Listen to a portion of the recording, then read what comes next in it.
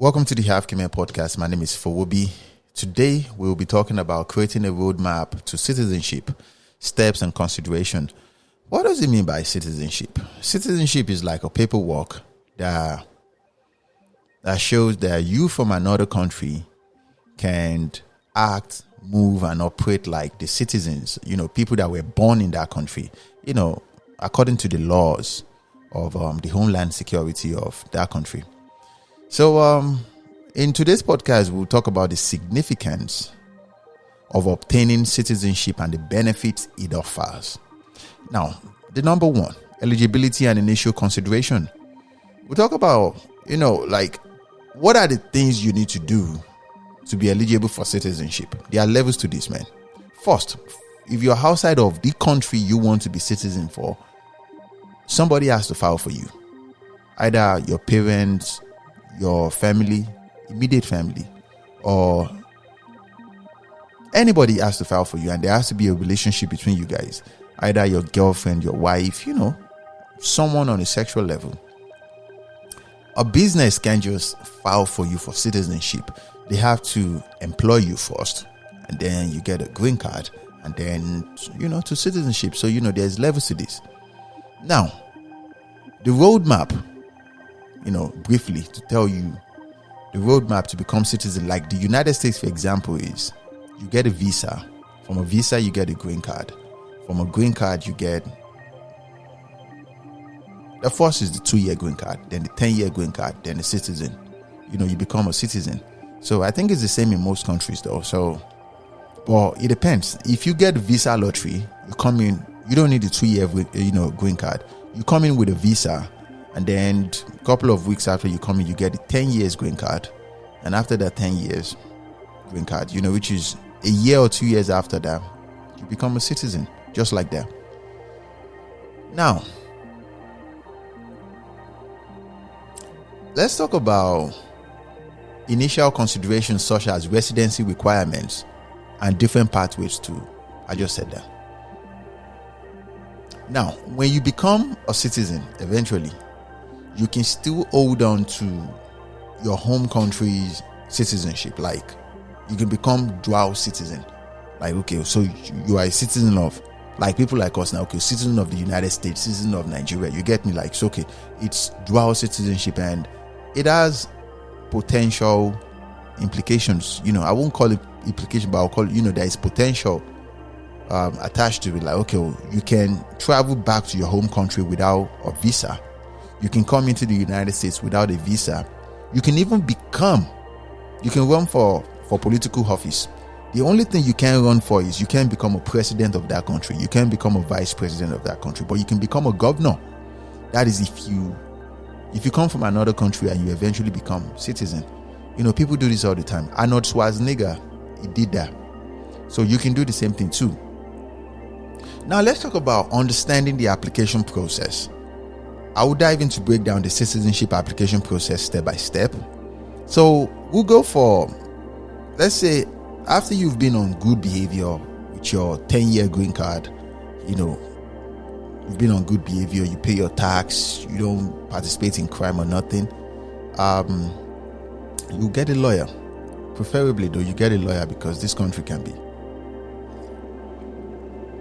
something else. You get a lawyer that will file for your citizenship for you. I don't know the name of the actual paperwork. And then they file the actual citizenship, and there will be an interview, just like your visa interview, just like your first green card, which is the 2 years, just like your 10-year green card. The 10-year green card, I don't think there is an interview, but the citizenship, there will be an interview. And the citizenship interview is very, very in-depth. Then they ask you funny questions like, what is the governor of your state? Bro, we do not care. You get me? Like, but jokes aside though, you can't just say you don't care. You have to know those things. You get me? Like, you just have to know those things. So, and they will ask you questions like, they'll ask you, I think it's 50 questions. They will ask you all sort of things about that home, that country you reside in. When did you come into that country? What do you think about the country? Do you have any plans for the country? You get me? Just silly questions like, okay, like how many population of people reside? Just random questions though. You get me? And so the required documentations and forms you would need to become a citizen, it goes from your tax return, your what you do for a living, background check. They will do all those things. Yeah, background check. And the paperwork itself, it goes, those are the ones on your own level that you need to. As individuals like me and you, I won't suggest you file these things yourself, because you don't want anything that would, because on a professional law level, man, if they start asking you paperwork that you don't, so you need to go employ the service of a lawyer. So your lawyer will know the right paperwork you need for your citizenship and everything. And another thing I want to say is, your lawyer would know the importance of accurate and complete submission. You are individual. It's possible for you to read these things online and think you can, but you have to understand that policies of Homeland Security and USCIS, it changes. It changes all the time. So you'd want a professional that knows this thing to come in and help you. You want them to help you. Another thing they will ask you during your interview stage of you becoming a citizen is civic knowledge test, language and civic knowledge test. So there is a proficiency requirements for citizenship, which is language and civic knowledge test. They will ask you, I said previously, they will ask you all these questions about what is the name of your governor, how many stars do we have in the flag, or how many colors do we have in your in the flag of the country, like what's the name of the president, what's the name of the vice president, how many people do we have in the House of Assembly. I don't even know all those things. You get me? They will ask you all type of questions though. How many governors do we have in the United States? All these questions, they will ask you all type of questions, man. And the civic knowledge test, and it is set up in a way to know if you know much about the country you want to become part of. You get me? It's like, let's say you go apply for a job and you don't know anything about the corporation you want to work for. You obviously won't get that job. So, and I've had stories about people that they denied their paperwork. You get me? Like they denied their citizenship, so they have to come back like 6 months after. You get me? So, preferably you get a lawyer. Your lawyer would know all the questions they have ever asked before. Probably 1,000 questions or 500. Just tell you to go and recite, go and rehearse all this question and answer. Just go and prepare yourself. You get me? Like, so navigating the interview process. The process is as simple as you go there on the day of your interview. You go there with your lawyer. If you want, you can come there with your family member or whatever, but you go there with your lawyer. Your lawyer will be there when they're asking you all these questions though. So that way you don't say things you're not supposed to say. Your lawyer will be there when they're asking you all these questions, and it's as simple as that.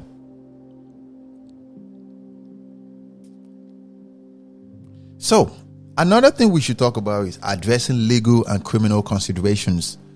We'll talk about the legal issues or criminal record may impact the citizenship applications. I said this earlier, like it is possible for, let's say, the route you took to get a green card in the first place, it has been noted and monitored by the Homeland Security that, wow, this guy took a fraudulent way. Let's ask him questions again during his citizenship interview, like, so he can explain himself. You get me? And if you can't defend it with your lawyer present, I promise you they will deny you. And if they deny you, you can appeal it. That's when you come back 6 months or 1 year after. So there are legal implications though to this thing. So and that's the reason why I said, don't even try to do these things yourself. Make sure you get a lawyer, a professional that can do a profound background check on you before you get to the presence of the Homeland Security officer. Because if it's possible for the lawyer to fix the problem before you get to that interview stage, then you can prolong that interview date before you go to their presence. Does that make sense? Now, financial considerations though, you have to pay for these things. You have to pay for it just the same way you pay for your visa, just the same way you pay for your green card applications, and you will pay for your 10-year green card too, which is, for renewal. Your citizenship, you have to pay for the applications, the fees, the payment plans, potential waivers or exemptions. It is possible. This is one of the reasons why you need a lawyer that has experience, an immigration lawyer, not just any lawyer. You need an immigration lawyer. And some people care more about the money they have to pay, like some $3,000 or $4,000. We are talking about peace of mind. You don't want to have problem with these Homeland Security officers, though. I'm telling you, they will stress the life out of you. Going back and forth, bring this paperwork, you have to bring it in person. Prepare yourself. Prepare yourself. Now, let's talk about waiting periods and processing time. It takes time, though. It's possible for you to send your documents in January and you hear back, let's say by June. By June you can come in so time. Like, your lawyer, what date would you like to come in for your interview date? So, go to this calendar and select a date that works for you. There is a waiting period, there is processing time.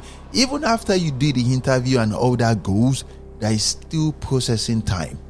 Like, they have to go through all the answers you give them. They have to go through all your paperwork form, all your history, all your record in that country, your work history. They have to go through everything from your green card number 1, which is the 2 years, from your green card number 2, which is the 10 years, even from your visa that you took to get, that you used to come into that country. They have to check all your life, man, everything. And surprisingly, these guys are so weird. They would even check your credit score. My God, they will check everything related to you, man. I'm telling you. So be patient. Work with a professional that will guide you. A professional that will guide you, man. Because it's almost impossible for you to do life and be on top of this information and managing expectations, especially during the waiting period. You need a lawyer that knows this thing well. It is that lawyer that will be on top of the whole game, because that's their job.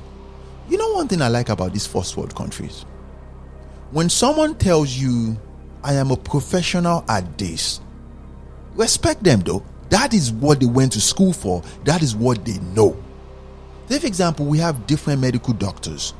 There is the brain surgeon. They are also medical doctors. There is lawyer for finance. There is lawyer for immigration. If anyone tells you that I have 10, 15 years of experience as an immigration lawyer, look, you better take them and pay them whatever they are, they call their fee, and let them get the job done. Just because you want to save yourself some $5,000, these guys can mess everything up for you. You get me? Now let's keep it pushing. The citizenship ceremony and oath taking, that is the D-Day.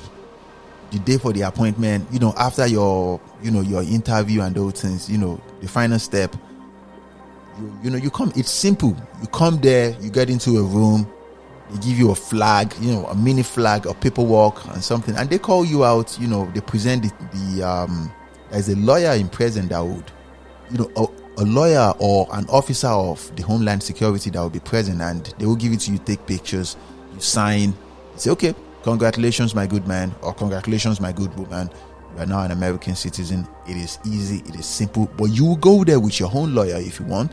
You go there with your family member if you want. So now there are some common challenges that is faced by applicants. That is if you decide to do this thing by yourself.